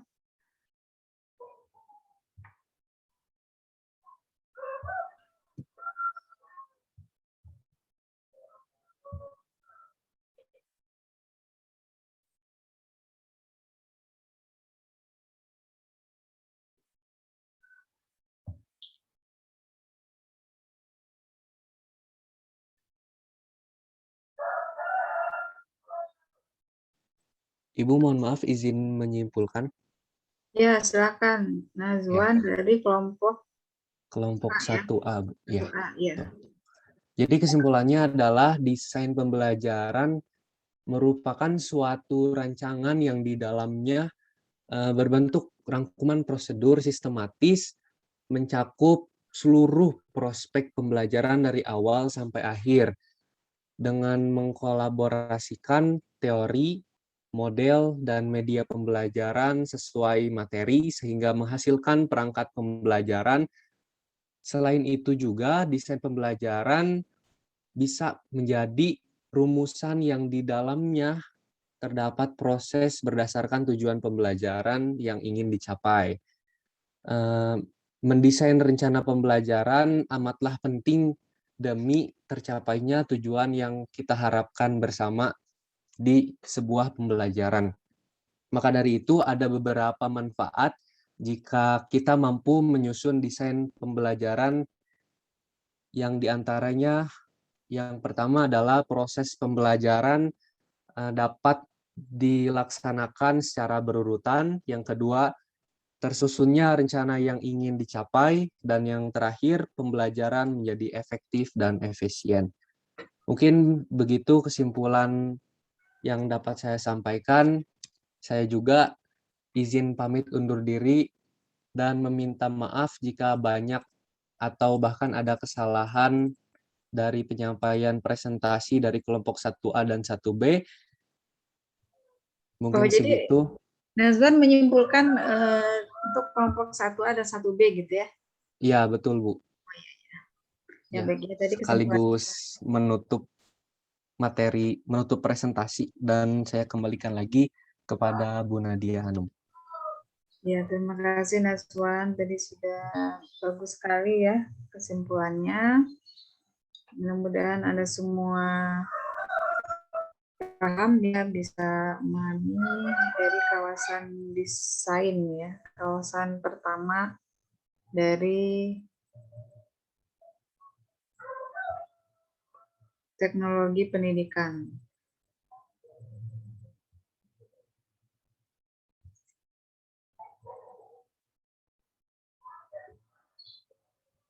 Baik, saya rasa cukup ya untuk materi ini, bisa cukupkan. Untuk kehadiran silakan diisi kehadirannya, kemudian untuk PJ masing-masing kelas diisi monitoringnya ya. Baik, saya tutup ya. Saya tutup.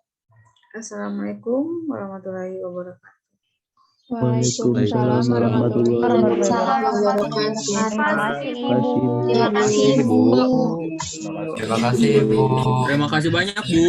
Terima kasih banyak, Bu. Thank you so much. Arigatou Terima gozaimasu. kasih Ibu. Untuk minggu depan tolong untuk satu moderator ya. Moderatornya ya. Boleh 3A atau 3B. Jadi moderatornya dari kelompok selanjutnya ya. Oke. Baik, Bu. Baik, Ibu. Terima kasih, Ibu. Terima kasih, Bu. Terima kasih, Ibu. Arigatou gozaimasu. Terima kasih, Ibu, atas segalanya. Kamsahamnida. Terima kasih, Ibu yang Terima cantik. kasih, Ibu. Terima kasih, Bu. Terima Ini kasih, Ibu. jatuhnya kayak ini kamu ngalelewe Ibu. Masih di record loh. Gitu ya. Ya, bye.